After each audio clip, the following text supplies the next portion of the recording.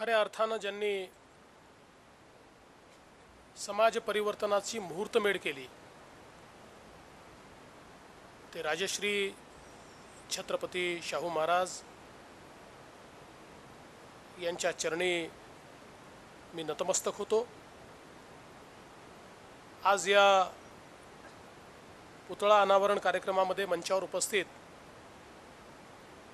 जिल्ह्याचे पालकमंत्री श्री गिरीश बापटजी, सामाजिक न्याय विभागाचे राज्यमंत्री सन्मान्य दिलीप कांबळेजी, आवर्जून या कार्यक्रमाकरता उपस्थित झालेले आदरणीय श्रीमंत शाहू छत्रपती महाराज, या विद्यापीठाचे कुलगुरू श्री वासुदेवराव गाडेजी, पुणे नगरीचे महापौर श्री दत्तात्रय धनकवडेजी,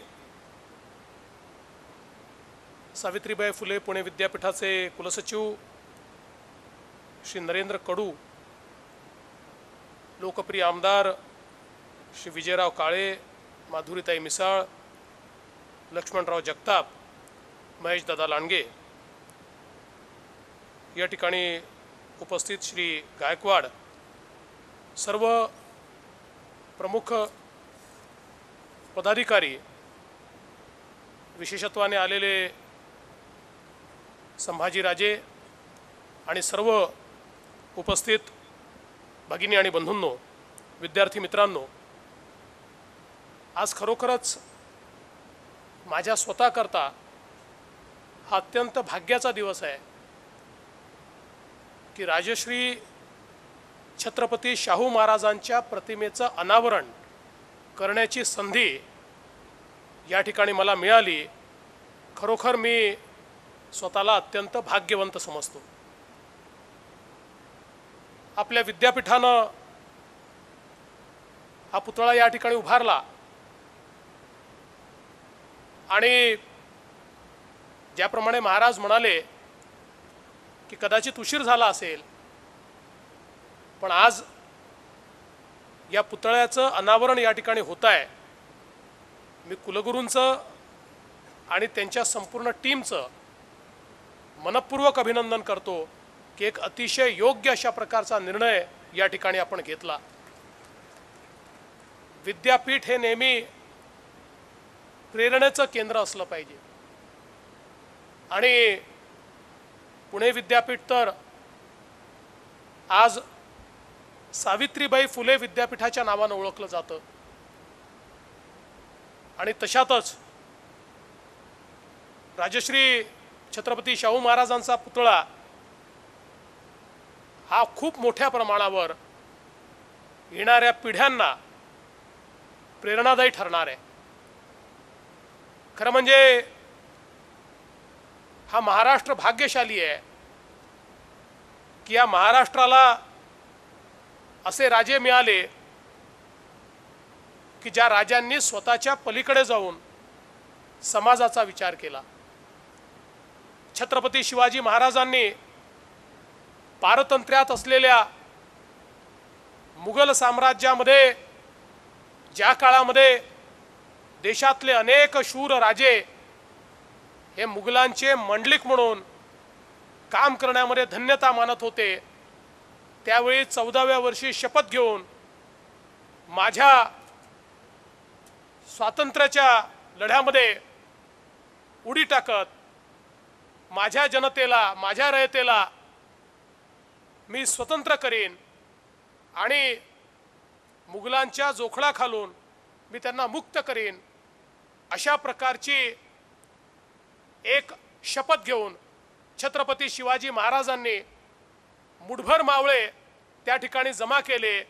पण त्या मुठभर मावळ्यांनी बघता बघता असा रणसंग्राम उभा केला की त्यातनं पहिल्यांदा या मराठी मातीमध्ये, मराठी मुलखामध्ये स्वराज्याची स्थापना ही छत्रपती शिवाजी महाराजांच्या माध्यमातून झाली। आणि त्यानंतर केवळ स्वराज्याची स्थापना करून महाराज थांबले नाहीत, तर स्वराज्य कसं चाललं पाहिजे या संदर्भातली एक एक गोष्ट जी त्यांनी आपल्या कार्यकर्तृत्वातून अधोरेखित केली। एक राजा हा कशा प्रकारे द्रष्टा असू शकतो, तो कशा प्रकारे आपल्या प्रजेचं प्रतिपालन करू शकतो, त्याला किती दूरदृष्टी असू शकते, या प्रत्येक गोष्टीचं उत्कृष्ट उदाहरण हे छत्रपती शिवाजी महाराजांनी आपल्याला दिलं। आणि त्यानंतर आधुनिक काळामध्ये खऱ्या अर्थानं तोच वारसा चालवत राजश्री छत्रपती शाहू महाराजांनी ज्या प्रकारे समाज परिवर्तनाचं काम हातामध्ये घेतलं, केवळ या महाराष्ट्रात नाही, या देशात नाही, तर जगामध्ये ज्यांनी अद्वितीय काम केलंय अशा समाज सुधारकांमध्ये राजश्री शाहू महाराजांचं नाव हे या ठिकाणी आपण अधोरेखित केलं पाहिजे। समाजात प्रत्येकाला शिक्षण मिळालंच पाहिजे। आम्ही सक्तीचा आणि मोफत शिक्षणाचा कायदा हा 5 वर्षापूर्वी केला, पण याची गरज 100 वर्षापूर्वी शाहू महाराजांनी त्या काळामध्ये ओळखली होती। आणि खऱ्या अर्थानं सामाजिक विषमता जर संपवायची असेल आणि एक सुदृढ सर्वांगीण असा समाज उभा करायचा असेल तर शिक्षणाच्या आधारावरच हे केलं जाऊ शकतं। आणि म्हणून प्रत्येकाला शिक्षण मिळालं पाहिजे, तो मुलगा असो की मुलगी असो, तो कोणत्याही जातीचा, धर्माचा, पंथाचा, त्या ठिकाणी कुठल्याही प्रकारचा असो, या प्रत्येकाचा अधिकार हा शिक्षणावर असला पाहिजे। अशा प्रकारच्या भावनेतनं त्या ठिकाणी सर्वांकरता शिक्षणाची मुहूर्तमेढ खऱ्या अर्थानं राजश्रींनी केली। आणि त्यानंतर मोठ्या प्रमाणात समाज हा शिक्षित करण्याचं काम हे त्यांच्या माध्यमातून झालं। समाजाचा जो वंचित वर्ग आहे, ज्याच्यापर्यंत शिक्षण पोचू दिलं जात नव्हतं, जो भेदभावानं ग्रसित होता, जो अशा जाती व्यवस्थेनं प्रताडित होता की जी जाती व्यवस्था त्याला मानवतेचं देखील जे सहकार्य आहे ते नाकारायची, अशा परिस्थितीमध्ये अशा प्रत्येक व्यक्तीला शिक्षणाचं दालन खुलं झालं पाहिजे, शिक्षण हे बहुजनांपर्यंत पोचलं पाहिजे। याकरता त्यांनी जे कार्य केलं, मग त्याच्यामध्ये उच्च शिक्षणाकरता व्यवस्था उभ्या करणं असेल, हॉस्टेल उभं करणं असेल, शिक्षण संस्था उभ्या करणं असेल, किंवा सर्वांना शिष्यवृत्ती देण्याचा कार्यक्रम असेल, खऱ्या अर्थानं या राजानं आपला सगळा खजिना हा सामान्य माणसाच्या शिक्षणाकरता खुला करण्याचं काम केलं। आणि त्यातनं एक नवीन समाज आधुनिक भारतामध्ये घडवण्याचं काम हे छत्रपती शाहू महाराजांनी त्या काळामध्ये केलं। एवढंच नाही तर त्या काळामध्ये महाराष्ट्रामध्ये आणि देशामध्ये पहिल्यांदा आरक्षणाची नीती ही छत्रपती शाहू महाराजांनी ठरवली। आणि माझ्या राज्यातल्या 50% जागा या बहुजनांकरता, वंचितांकरता आरक्षित असतील आणि त्यांना त्या माध्यमातून संधी मिळेल अशा प्रकारचा अतिशय दूरदर्शी आणि धाडसी निर्णय हा त्या काळामध्ये राजश्रींनी घेतला। मोठ्या प्रमाणात त्याचा विरोध देखील झाला, पण कालांतराने संपूर्ण देशाने हे स्वीकारलं की खऱ्या अर्थानं समतेचा मार्ग जर काही असेल तर अशा प्रकारच्या अफर्मेटिव्ह ॲक्शनच्या माध्यमातून, या आरक्षणाच्या भूमिकेतनं सर्वांकरता समान अशा प्रकारच्या संधीची समानता तयार करायची आणि त्या माध्यमातून समाजाच्या समतेचं बीजारोपण करायचं हे काम या महाराष्ट्रामध्ये राजश्रींनी सुरू केलं आणि हळूहळू देशाने ते स्वीकारलं। डॉक्टर बाबासाहेब आंबेडकरांना त्या ठिकाणी जी काही मदत केली पाहिजे आणि त्यातनं एक समाज आपल्याला नव्याने घडवता येईल अशा प्रकारच्या विचारातनं केवळ त्यांना शिक्षणामध्ये मदत केली एवढंच नाही, तर त्यांच्यासोबत वंचितांकरता एक मंच तयार करून त्या माध्यमातनं वंचितांचा आवाज हा समाजामध्ये अधोरेखित झाला पाहिजे अशा प्रकारचं काम हे त्या काळामध्ये राजश्रींनी केलं। आणि पुढे आपल्याला माहिती आहे की डॉक्टर बाबासाहेब आंबेडकरांनी संविधानाच्या माध्यमातनं या देशामध्ये समतेचं बीजारोपण केलं। पण या बीजारोपणाची सुरुवात जर कोणी केली असेल तर ती राजश्री शाहू महाराजांनी या ठिकाणी केली, हे आपण सगळ्यांनी समजून घेतलं पाहिजे। आणि विद्यार्थी भगिनी बंधूंनो, केवळ इथपर्यंत त्यांचं कार्य सीमित नव्हतं। एक जो द्रष्टा राजा असतो तो समाजाच्या सर्व अंगांचा विचार करत असतो। मग ही जाती प्रथा मोडून काढण्याकरता त्या ठिकाणी आंतरजातीय विवाह झाले पाहिजेत। आपल्या घरापासून त्याची सुरुवात त्यांनी केली, सगळ्यांना त्यांनी प्रेरित केलं आणि याच्या पलीकडे जाऊन स्त्रियांच्या अधिकारांकरता सातत्याने त्या ठिकाणी वेगवेगळ्या भूमिका घेऊन स्त्रियांना देखील अधिकार असला पाहिजे ही गोष्ट त्या काळामध्ये त्यांनी प्रतिपादित केली।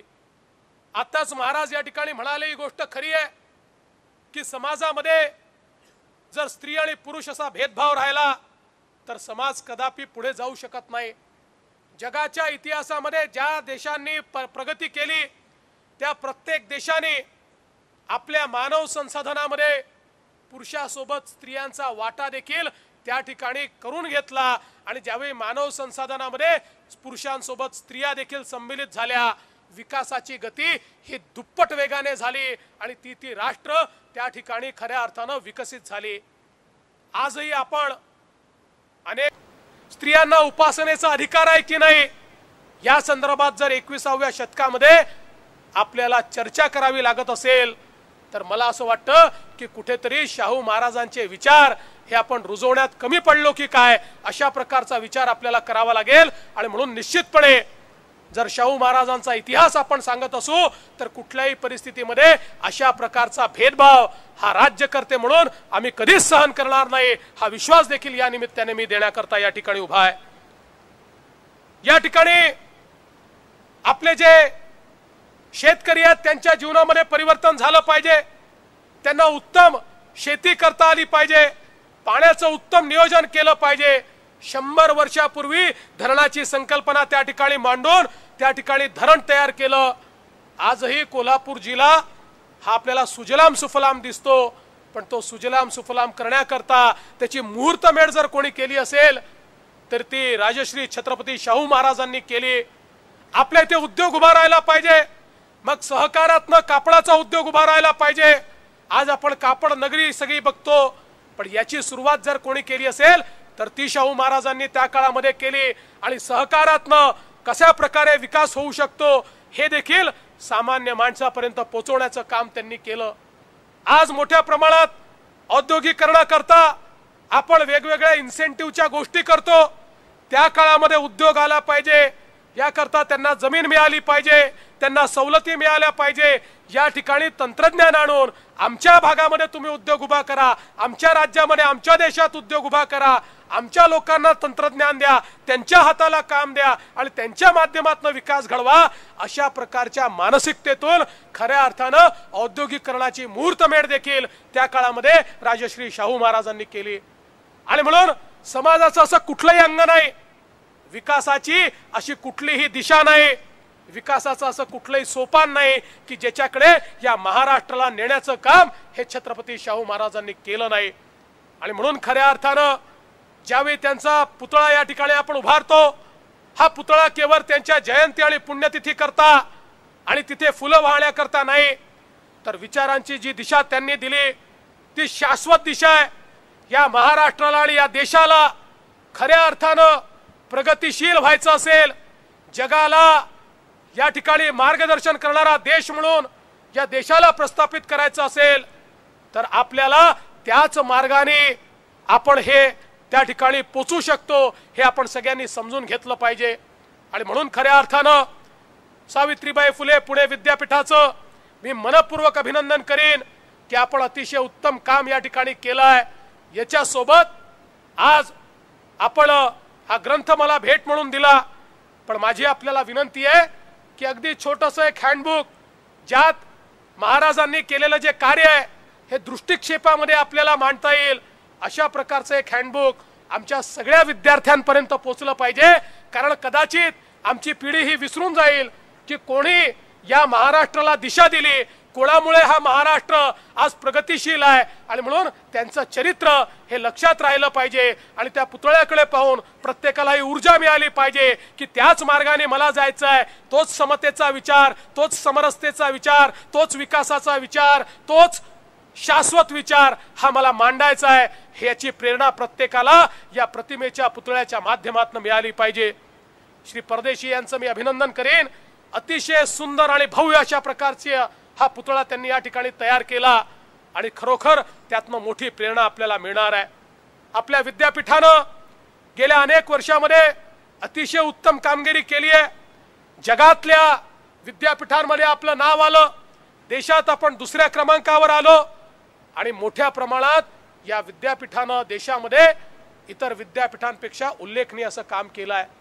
पण माझी विनंती त्याच्या पलीकडची आहे। आज आपल्या देशाला असीमित संधी आहे। आपला देश हा तरुणाईचा देश आहे। देशाचं सरासरी वय 25 वर्ष आहे। 60-70 कोटी तरुणाई देशामध्ये आहे आणि या तरुणाईमध्ये आज नवीन संशोधन करण्याची एक खूप मोठी प्रवृत्ती आहे। आज आमची तरुणाई जी आहे हे इनोव्हेटर्स आहेत, हे इनोव्हेशन करतायत। त्या प्रत्येकाला असं वाटतं की समाज उपयोगी संशोधन केलं पाहिजे। समाजाच्या ज्या अडचणी आहेत, ज्या कुंठा आहेत त्या दूर करण्याकरता ही पिढी पुढे येण्याचा प्रयत्न करते आहे आणि आपले माननीय पंतप्रधान नरेंद्र मोदीजी यांनी परवाच घोषित केलं की आपल्याला भारताला स्टार्टअप नेशन म्हणून या ठिकाणी अधोरेखित करायचं आहे। स्टार्टअप नेशन, इनोव्हेशन आपल्याला माहिती आहे यापूर्वी देखील सिलिकॉन व्हॅली हे स्टार्टअप नेशन झालं, पण त्या सिलिकॉन व्हॅलीच्या बुद्धीमध्ये 50% बुद्धी भारतीयांनी दिली।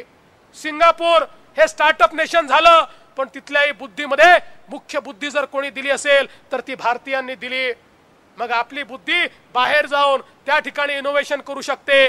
तर आपल्याच देशामध्ये आपला जो शेतकरी आहे, आपला जो गरीब आहे, याच्या जीवनामध्ये परिवर्तन करणारे छोटे छोटे प्रयोग, छोटी छोटी संशोधनं ही आम्ही आमच्या देशात का करू शकत नाही? आणि म्हणून startup India, stand up India अशा प्रकारचा एक अतिशय महत्त्वपूर्ण नारा हा आपल्या माननीय पंतप्रधानांनी दिलाय। आणि माझी अपेक्षा अशी आहे आपलं प्रत्येक विद्यापीठ हे स्टार्टअपचं केंद्र झालं पाहिजे, हे इनोव्हेशनचं केंद्र झालं पाहिजे। समाजाला त्या ठिकाणी नवीन संशोधन देण्याचं काम हे विद्यापीठानं केलं पाहिजे आणि विद्यापीठाच्या माध्यमातून समाजासमोरची आव्हानं हे दूर करण्याचं काम केलं पाहिजे। आणि मी तुम्हाला विश्वास देतो कुलगुरू महोदय, माझ्या समोर जी तरुणाई बसली आहे त्याच्यामध्ये असीमित अशा प्रकारची शक्ती आहे। केवळ त्या शक्तीला योग्य प्रकारची संधी आणि योग्य प्रकारचं दालन देण्याची आवश्यकता आहे आणि म्हणून पुणे विद्यापीठाला आपण इनोव्हेशन हबच्या रूपानं या ठिकाणी विकसित करा। महाराष्ट्र शासनाच्या वतीनं मी आपल्याला शब्द देतो या ठिकाणी इनोव्हेशन हब तयार करण्याकरता जी काही आपल्याला आवश्यकता असेल निधीची, कुठल्याही निर्णयाची, ती सगळी आम्ही आपल्याला देऊ। पण इथे स्टार्टअप झालं पाहिजे। तसंही पुणे ही बुद्धिवंतांची नगरी आहे। पुणे ही एक अशी नगरी आहे ज्यांनी जगाला IT प्रोफेशनल्स पुरवलेले आहेत। मग याच पुण्यामध्ये इनोव्हेशन हब हे विद्यापीठांनी तयार केलं पाहिजे आणि त्या माध्यमातून लोक उपयोगी अशा प्रकारची संशोधनं या विद्यापीठाच्या माध्यमातून आपण केली पाहिजे। विद्यापीठाचे उपकेंद्र नगर आणि नाशिकमध्ये आपल्याला तयार करायचे आहेत। त्या संदर्भात मी आदेश दिलेले आहेत। एक आपण आता समितीच तयार केली आहे की जी समिती एक त्या संदर्भातले नॉर्म्स तयार करते आहे। लवकरच ते नॉर्म्स आपण तयार करू म्हणजे कुठल्याही विद्यापीठाला जर त्या ठिकाणी उपकेंद्र उघडायचे असतील तर त्याकरता एक सीमलेस प्रोसेस असली पाहिजे। त्या दृष्टीनं काही आपण आता त्याचे नियम तयार करतो आहोत। मी विश्वास देतो की लवकरच या संदर्भातला निर्णय आपण घेऊ आणि त्याला देखील जे काही पाठबळ आपल्याला पाहिजे ते निश्चितपणे देऊ। या निमित्ताने मी आपल्याला सांगतो की या विद्यापीठाचा महाराष्ट्र शासनाला अभिमान आहे आणि म्हणून हे विद्यापीठ पुढे नेण्याकरता जे जे काही करावं लागेल, बापट साहेबांनी अतिशय महत्त्वाची गोष्ट या ठिकाणी सांगितली की शेवटी देशभरातनं या ठिकाणी विद्यार्थी येतात। विशेषतः ग्रामीण भागातनं तर खूप मोठ्या प्रमाणात विद्यार्थी येतात। केवळ पश्चिम महाराष्ट्र नाही, मराठवाडा आणि उत्तर महाराष्ट्रातले विद्यार्थी देखील मोठ्या प्रमाणात या ठिकाणी येतात आणि या विद्यार्थ्यांकरता या ठिकाणी राहण्याची सोय असली पाहिजे। आपण आता निर्णय घेतलाय की सगळ्या विकास आराखड्यांमध्ये हॉस्टेल करता रिझर्वेशन ठेवणं हे आपण कंपल्सरी करतो आहोत की ज्या माध्यमातून जास्तीत जास्त हॉस्टेल्स तयार झाले पाहिजेत। पण त्यासोबत मी या निमित्ताने आपल्याला सांगतो की आपण जरूर या आपल्या विद्यापीठाच्या माध्यमातून एक मुलींचं हॉस्टेल आणि एक मुलांचं हॉस्टेल या ठिकाणी बांधण्याकरता घ्या। त्याकरता जी काही आर्थिक मदत आहे आमचे दिलीप कांबळे जी आहेत त्यांचा विभाग देखील या ठिकाणी करेल आणि इतरही विभागातनं आम्ही आपल्याला ती मदत करून देऊ। आणि जास्तीत जास्त विद्यार्थ्यांची सोय झाली पाहिजे, त्यांना राहण्याची शिक्षणाची सोय मिळाली पाहिजे याकरता आपण प्रयत्न करू। आणि मला असं वाटतं की शिक्षणाची सोय उपलब्ध करून देणं यापेक्षा मोठा मानाचा मुजरा छत्रपती शाहू महाराजांना दुसरा असूच शकत नाही। त्या दृष्टीने आपण सगळे मिळून या निमित्ताने काम करू हा विश्वास मी व्यक्त करतो। पुन्हा एकदा राजश्री शाहू महाराजांच्या चरणी नतमस्तक होतो, आपलं अभिनंदन करतो आणि माझं बोलणं संपवतो। जय हिंद, जय महाराष्ट्र। धन्यवाद।